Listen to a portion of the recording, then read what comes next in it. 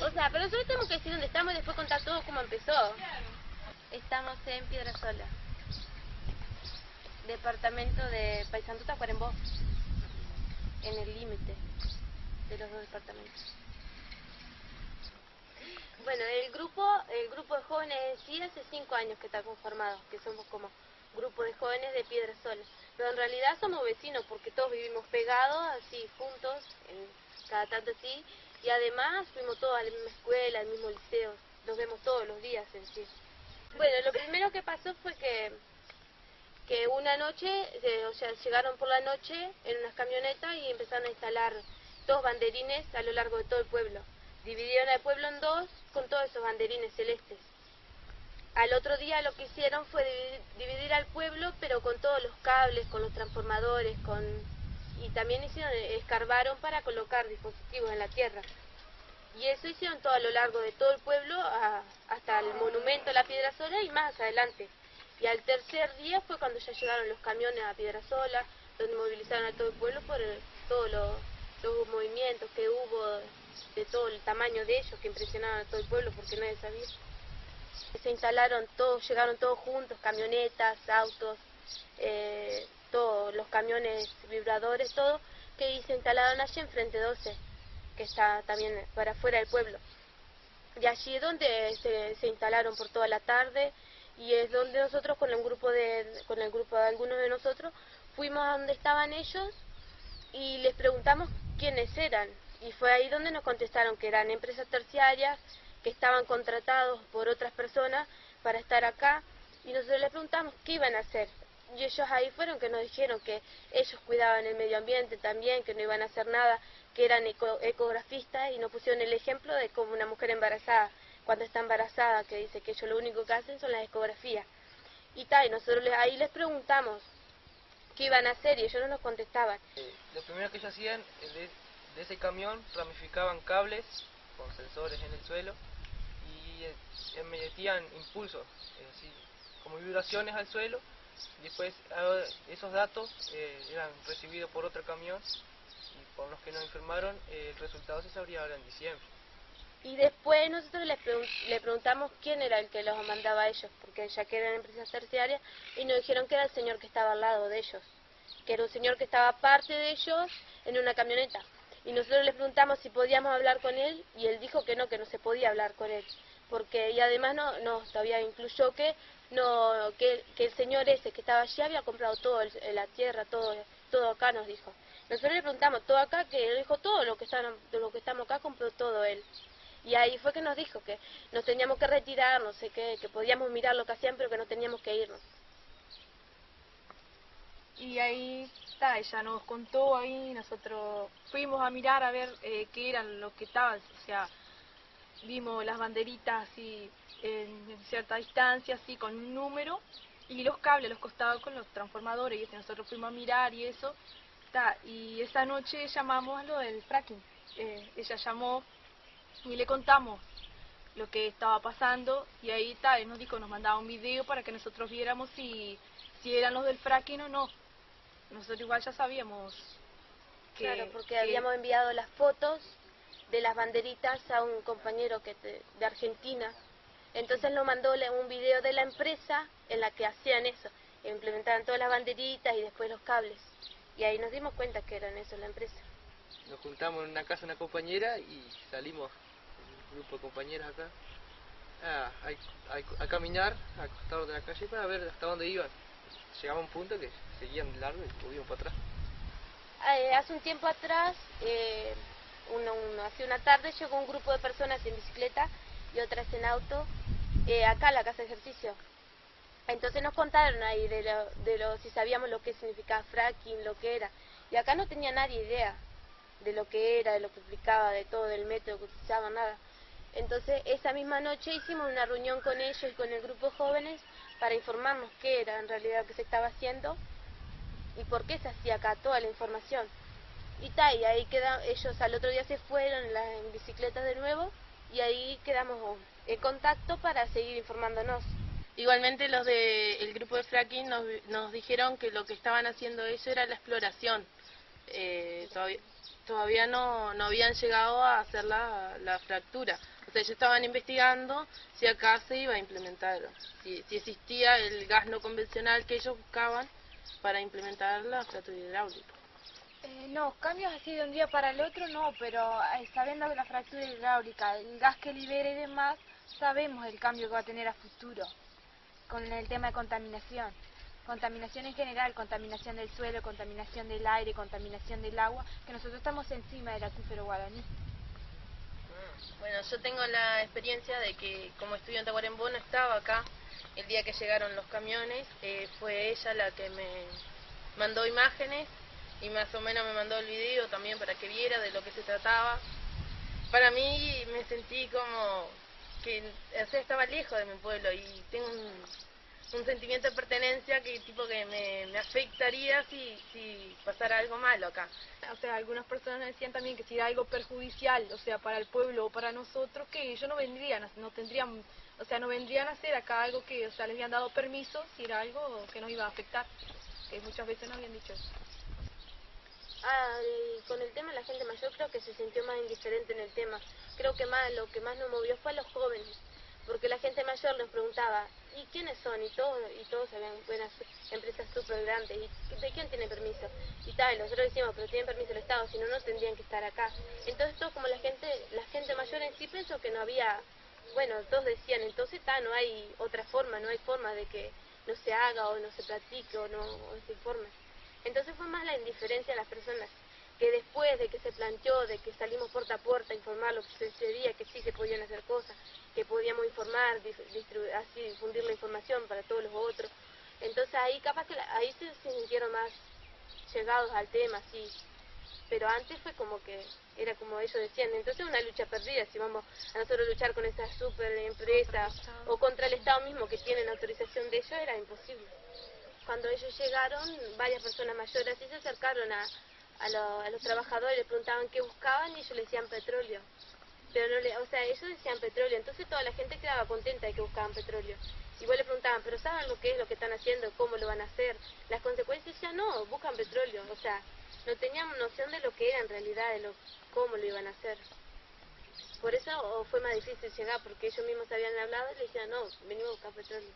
Entonces todos tenían esa noción de que, bueno, buscan petróleo, van a ver. Claro, todos pensaban que ellos llegaban y le decían, bueno, vamos a trabajar, iba a haber más trabajo, esas cosas. Era lo que ellos pensaban.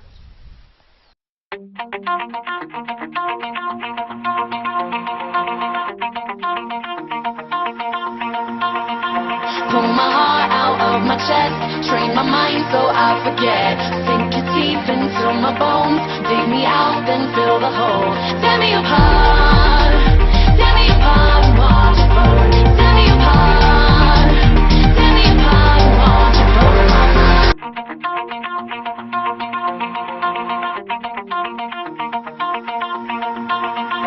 Pull my heart out.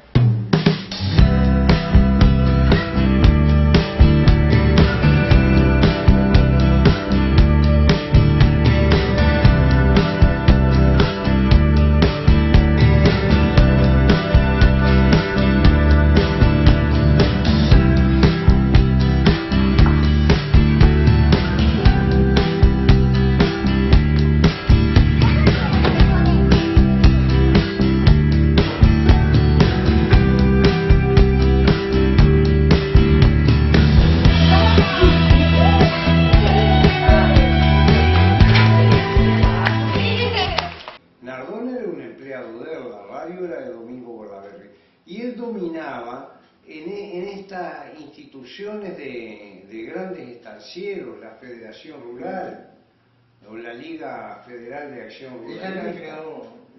La creó el Domingo Bordaberry. La FEDE y la Asociación, la Federación Rural y la Asociación Rural. Es decir que no se lo veía, pero era de los que por abajo manejaban el país. Claro. Porque durante ¿cuánto tiempo? ¿Cuántas décadas? Siglos. Incluso los ricachones que eran los estancieros eran los que manejaban el país. ¿Sos vos que decís, yo lo he leído varias veces, pero no, esa frase de que, ¿sos vos que decís las asociaciones y federaciones rurales siempre han metido y sacado gobierno? No sé si es tuya la frase. No sé si lo he dicho, pero si no lo he dicho... Lo has sugerido. La suscribo igual. Bueno, es la primera vez, hacía mucho tiempo que no grababa notas largas. Pero me ha dicho el Coco que quiere mandarle el material a los hijos que son de este mismo estilo de conversación que estás viendo acá y además queda en el archivo para esta comunidad. Te quiero decir acá grabando que ha sido una oportunidad linda de poder hablar contigo para este documento y de todo lo que vamos a hablar después sin documento. No, está bien, seguro. Te voy a recordar una frase de Onetti. Creo que Onetti en el libro del muro, ¿no? ¿Me equivoco? No sé. El papel de Astraza que firmó. El primer libro de él, sí, primer dice, papel de Astraza. La mujer a los 25 años ya tiene un deseo oscuro de tener un hijo y una profunda sensibilidad práctica. Lo dice más duro, yo lo digo demasiado suave. Pero el sentido práctico de la mujer y el deseo oscuro de tener.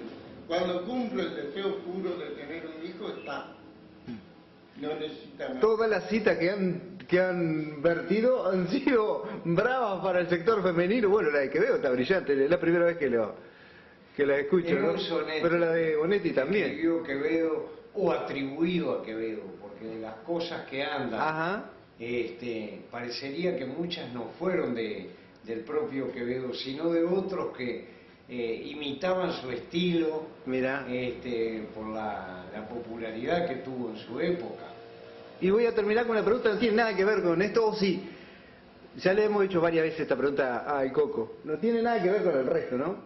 Calderón de la Barca y Juan Calderón, ¿los conocía los dos? ¿Cuál es la diferencia? Juan Calderón no sé quién es. Calderón de la Barca sí fue... Yo de Calderón de la Barca no sé ninguna frase, pero de Juan Calderón... español del siglo de oro, dramaturgo. Es increíble, vos sabés que hace años que estoy preguntando quién es Juan Calderón y nadie sabe decirme. Viejo mostrador de estaño, muelle gris donde yo atraco. Cada boliche es un puerto, cada borracho es un barco. Está bueno, pero debe haber sido entonces un rioplatense por decir eso. Sí, por la forma porque en España no tendría significado. Mirá qué interesante. Estaño y boliche. Y esta frase la vi en un boliche, en el Florencio Sánchez de Paysandú. Hasta que cerró estaba atrás del mostrador. ¿Y no sería algún poeta de acá, de la zona? No, ellos tampoco sabían. ¿No sería Escayola con otro apellido? ¿Escayola? Escayola era el tío de la... Sí, voy a cerrar esta nota porque sé que van a hablar 25 horas más. Y estoy cansado. Coronel Carlos Escayola. Sí, las investigaciones. Juan Dolora. Carlos Escayola. Juan Dolora, Carlos firmaba como Juan Dolora está. Era coronel hecho a dedo por Santos. Y fue el señor feudal de Tacuarembó. Hizo algunas cosas, porque como era aficionado al teatro y al canto y demás, fue el que hizo del teatro de Tacuarembó, que está bastante ruinoso, que tendrían que... Pero en su vida personal hay un hecho de lo más sorprendente, y es que se casó con 3 hermanas sucesivamente, ¿no? En tanto dicen que era amante de su suegra. Y embarazó a la más chica y la más chica, María Lelia, que podía hasta ser hija de él. Pero esto ya nos lleva a otro terreno, ¿no? Que fue la madre de Gardel. Y era una durita de 14 años, ¿no? Sí, y él ya era un hombre maduro. Ahora, curioso que María Lelia tuvo varios hijos legítimos, ¿no? En su matrimonio con Escayola. Y a uno de ellos le pusieron Carlos II. De nombre. Puede ser una casualidad o puede ser una especie de guiñada para el que sabía, porque yo oí la historia esa en Tacuarembó, me la contó un viejo, Montes de Oca, de Tacuarembó, bueno, de esos viejos conocedores del pueblo y de toda la gente, ¿no? Cuando todavía aquel que firmaba Ablis, que se llamaba, que escribía, era Erasmo Silva, no me acuerdo. Escribía en El País artículos y fue el primero que empezó a sacar y a decir que Gardel era hijo de Cayola. Mira, ¿cómo es el nombre del periodista? Erasmo Silva. ¿Sería un seudónimo o el nombre real? No, el seudónimo era Ablis. Ablis. Mira, es buen dato viniendo tuyo, además, de parte tuya. Es el primero que abrió la teoría sobre el que Gardel es hijo de Cayola. Muy imperfectamente, con muchos errores y muchas cosas, pero después lo pusieron más en limpio. Paisé González. Sí, leí el libro de Paisé González, está muy bueno. Es contundente. Un análisis histórico y documental que a uno lo convence. Porque cuando a mí el viejo Montes de Oca me contó eso, y que era posible que María Lelia fuera hija de Cayola, porque él era amante de la suegra, ¿no? Que dice que era una mujer de gran belleza. Yo pensé, me trampeó la antropología, porque pensé en el origen incestuoso del héroe, ¿no? Como Rómulo, el fundador de Roma. Dije, no, esto es un viejo arquetipo que ha surgido aquí de nuevo a propósito de Gardel. Pero en realidad no era así, eran las cosas que... Es una belleza el Valle Tembo, ¿no estuviste? Hace años que no he estado. Es de los muy lindo, más lindos, y está el Museo de Gardel que está así. Sí, no lo conozco. Entrar y te ponen la música, te ponen un tango, y lo vas a recorrer. ¿Qué le ha parecido estos 45 minutos de charla grabada, compañero, con los dos referentes veteranos? Como lo dije al principio, de la poca experiencia que tengo, yo creo que de estas charlas donde justamente adquiere esa experiencia, ¿verdad? Y más estando al lado de Coco, que lo conocimos hace años, y es más, ya le hemos dicho más de una vez, nuestro ídolo, aunque no se lo crea.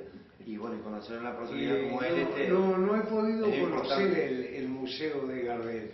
No obstante, lo organizó una profesora de historia que ha sido subdirectora del Museo Histórico de Montevideo, que se llama Susana Rodríguez Varese. Fue la que organizó como técnica en el museo. Y ella me decía, andá a verlo, yo estoy muy orgullosa del trabajo que hice. Es que Valle del es un centro energético de la CONAIA, y yo estoy encantado con la zona. Claro que las víboras son preciosas, al lado suyo, yo me había dado, porque le va a pegar el coletano. Tenía una crucera al lado. Porque lo que hacía de gurí cuando vivía afuera,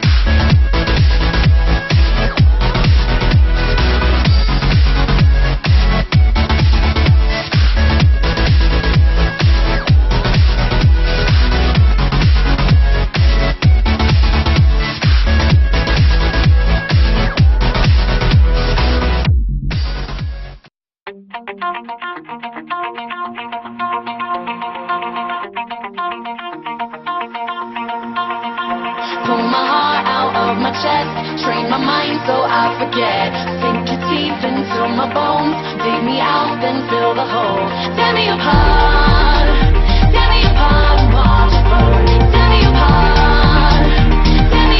and watch it burn.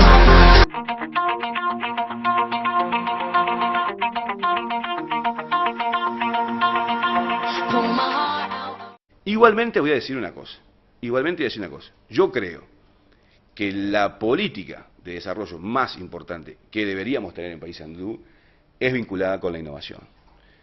Si uno ve los números, es el sector que más ha crecido en los últimos años en Uruguay, que tiene el nivel de exportación mayor, es muchísimo el dinero, y no es tanta la gente, porque de hecho hay falta de recursos humanos. Y yo esta bandera sí o sí la voy a tomar en la campaña, porque si yo hace 8 años atrás, con otros compañeros, tuvimos la iniciativa de generar la propuesta de Guichón Innova. Si la gente no se acuerda, Guichón Innova consistió básicamente en que un par de empresas que estaban instaladas en Sudamérica, empresas de software de primer porte internacional, que trabajaban con software bancarios, vinieron a Guichón, capacitaron a muchachos, y 15 de ellos hoy están teletrabajando para los bancos que estas empresas tienen en el mundo y están viajando. Si hace 8 años uno logró plantar esa semillita y a esos 15 gurises se le cambió la vida. Porque, entre paréntesis, yo digo, si yo dijera, mire Mercedes, yo hoy me retiro de la actividad política, le agradezco mucho de todos los espacios que usted me dio, ¿y qué cosa? Mire, yo una de las cosas que dejo, la vida de esos 15 gurises son distintas. Porque esos gurises de Guichón estaban en otra realidad y hoy por hoy teletrabajan para el mundo.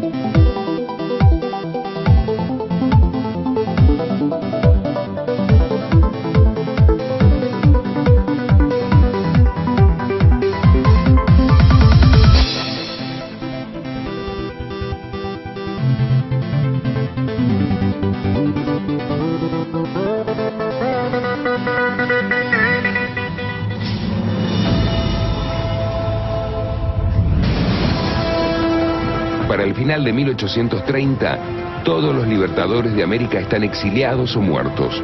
San Martín en Europa, considerado un traidor. Belgrano muerto y olvidado. Monteagudo asesinado en Perú. Sucre en Colombia. Artigas refugiado en Paraguay. Y mientras Miranda muere en una prisión española y O'Higgins casi anónimo en Lima, Bolívar pasa sus últimos días desterrado.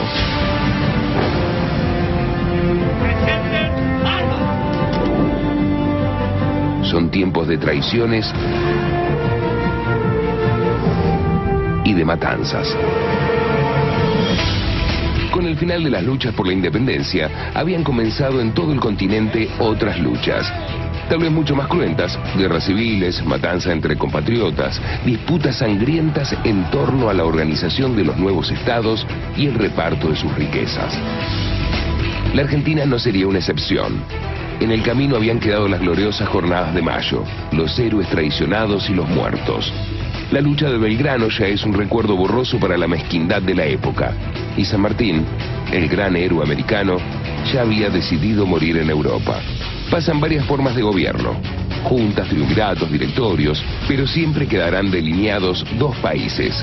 Por un lado, la élite porteña, que se niega a compartir los ingresos originados por las rentas aduaneras. Y por el otro, los caudillos, líderes regionales que con sus propios ejércitos enfrentarán sistemáticamente al poder central. El intento de imponer una constitución claramente centralista al resto de las provincias provocará la derrota de Buenos Aires en la batalla de Cepeda. Y con ello, el final del directorio. Tampoco se consolidaría el intento de nombrar un presidente. La experiencia de Rivadavia en el cargo sería de lo más fugaz, aunque alcanzaría para dejar herencias todavía vigentes como el primer antecedente de la deuda externa. Sin presidentes ni directores supremos a la vista, Buenos Aires será una provincia autónoma más, aunque la más poderosa, y a la vez la más convulsionada por los enfrentamientos armados. Favorecido por el caos de aquel territorio, crece la figura de Juan Manuel de Rosas. El rey es como un padre, Amar, gobernar, castigar y recompensar. Es todo lo que debe hacer. Su presencia teñirá las próximas décadas de esta historia. Comienza uno de los capítulos más violentos de una historia violenta.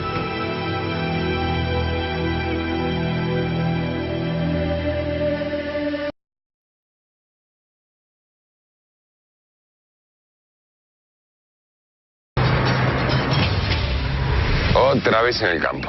Le acaba de surgir un nuevo poder que va a gobernar la Argentina por los próximos años. ¿Por los próximos 5 o 10 años? No, por los próximos 30 años. Y si me apuraste, diría que hasta ahora, ¿eh?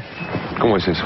A comienzos de la década del 20 va surgiendo una nueva institución social y económica, la Estancia Bonaerense, donde convivían un patrón generalmente culto, hábil para los negocios, con gauchos y letrados que veían el mundo exterior a través de las opiniones, de las visiones políticas de su patrón, ¿no? En aquella Argentina, que era una especie de apéndice económico de Gran Bretaña, productora de materias primas, los estancieros se van convirtiendo en un poder cada vez más y más fuerte y el Estado se va haciendo cada vez más y más débil. Entonces los estancieros pasan a controlar al Estado. No, los estancieros se convierten en el Estado. De los productores de Viaje al Fondo del Mar, llega el caudillo. El caudillo es fuerte y diestro, el ídolo de la peonada. El caudillo es indómito. El caudillo es salvaje. El caudillo es cruel por naturaleza y mata por instinto. El caudillo es campo. El caudillo, próximamente en todas las regiones del país. Poquito exagerado el tráiler. Poquito exagerado, sí, pero ojo que esa era un poco la visión de la gente culta de la época, ¿no? Particularmente la de Sarmiento. Mientras que la gente del pueblo tenía por los caudillos admiración, respeto y hasta cierto temor, ¿no? Especialmente Rosas. Especialmente Rosas, sí. Tipo polémico. Un tipo polémico, fíjate que hasta el día de hoy hay rosistas y antirrosistas, ¿no? Es como si tendría que ser un tirano salvaje, asesino o un apóstol defensor de la soberanía. Como si no hubiera términos medios, ¿no? Sí, cuidado. Ese es Rosas. Mirá que bien que se lleva con los gauchos. Sí, pero una relación muy trabajada, Mario. Buenas. Buenas. Buenas, don Juan Manuel. Siéntese. Pues. ¿Leía mucho de joven, don Juan Manuel? No. Lo mío no era la letra, no. Mi maestro me decía siempre, usted no es de libro, su vida será la estancia. Usted peleó con los gringos, don Juan, ¿no es cierto? Yo estuve en la caballería, en el regimiento de Migueletes. Después me volví al campo, para cuidar las propiedades de mis padres. Yo no quise saber nada con lo de Mayo del 10.